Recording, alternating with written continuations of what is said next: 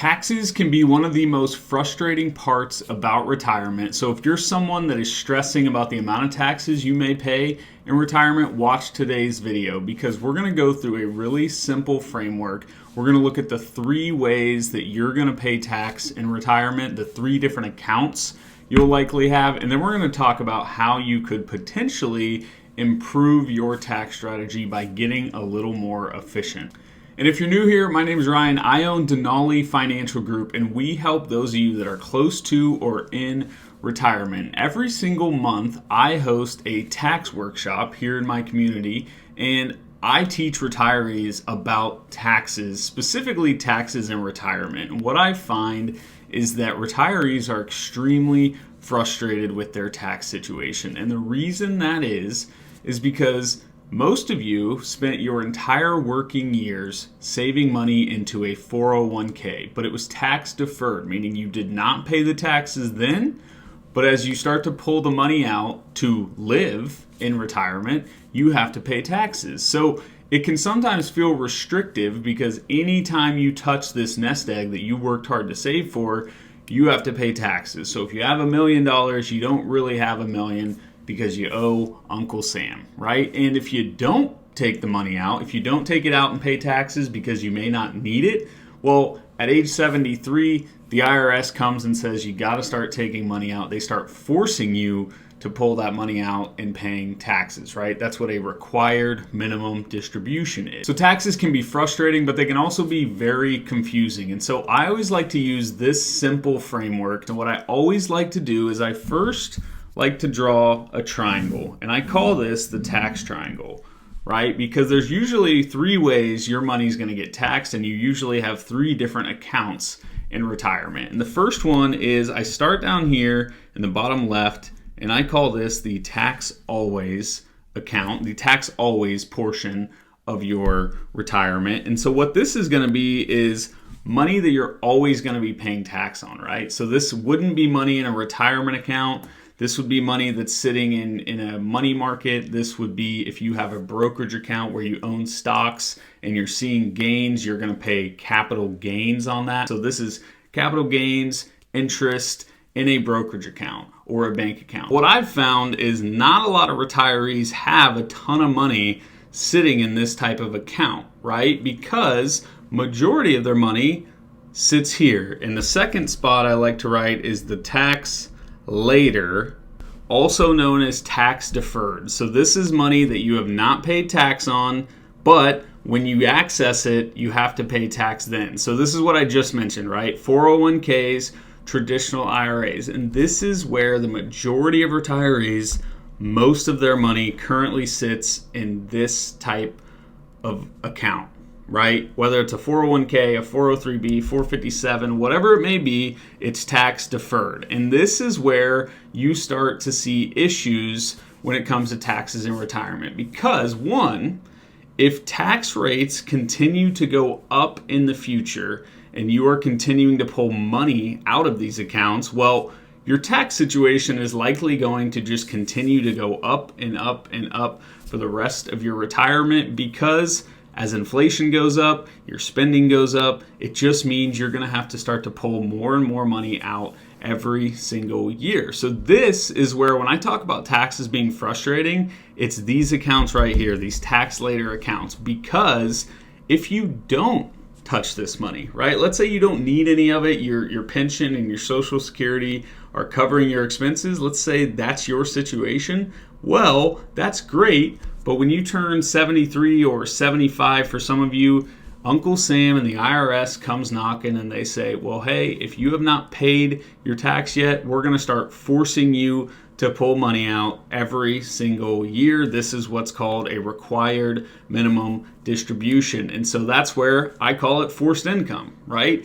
You don't even need this money, but you're forced to start taking it out. So it doesn't matter if you need it or don't need it. When you pull money out of these accounts, you are going to pay tax on it. And the goal here is to take that money out and pay the least amount of tax on it so that more is going to you and your loved ones and less is going to the IRS. So far we've covered tax always, tax later, those aren't very fun, right? Those are not where we want the majority of our money to be. So the third one is the one you've probably been waiting for, and that is what I call tax never again. And this would be like a Roth IRA.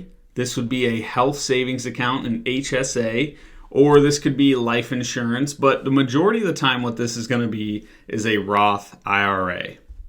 And a Roth IRA is a retirement account, but the money that sits inside of it, you'll never have to pay tax on it ever again. And if it grows, you don't pay tax on the growth. So people always say, sweet, love it, Ryan. I'd like all my money to be in the never again portion of this triangle.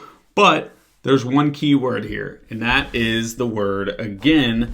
And that's where we've got to start to think about how can we get money from the bottom of this triangle, the tax always and the tax later. How do we get as much as we can up to the never again portion while also being efficient with it in our plan? Okay, so the first way is simple. It's, if you're still working and you have income coming in, you can do what's called a Roth Contribution. And for those of you over 50, you can do $8,000 per year, but that's the most you can do, right? But this one has limitations. One, the $8,000 max that I just mentioned. But two, if you're not working, you can't make a Roth contribution each year. Even if you had hundreds of thousands of dollars sitting in a bank account that you said, oh, well, I'd like to get it out of my bank and into a Roth.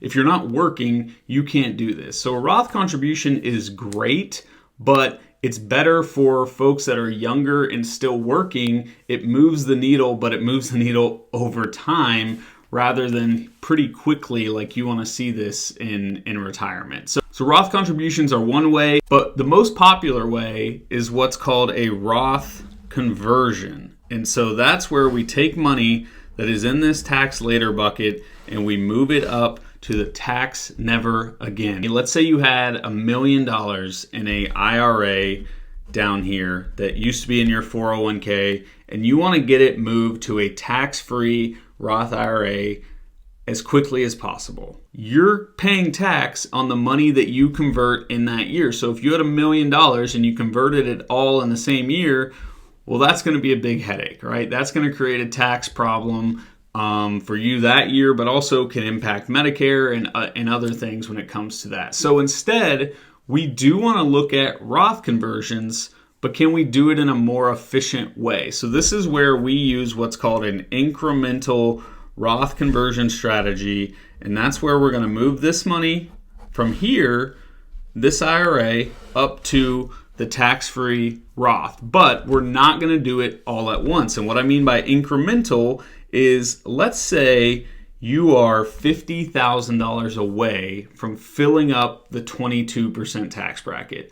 You're right here, 50,000 is going to fill that up. So what we may do is we may say, okay, year one, we're going to do a conversion of $50,000 just to maximize that tax bracket we're in. Because like I said, many of us feel that tax brackets are going up in the future. So if I can pay tax now at the 12% rather than paying it in the future at the 15 or even higher, well, I want to maximize that 12% for as long as I can, right? So that's where we start to do incremental Roth conversions. And so you may do that multiple years in a row. You may do 50,000, or maybe your income looks different one year and you can do a little more. But either way, over time, these incremental conversions, you're trying to get as much converted in the most efficient way into this tax-free bucket, the Roth IRA that sits atop your tax triangle. All right, so that's the tax triangle. It's simple, but I hope it helps you get a better understanding of where your money's at now,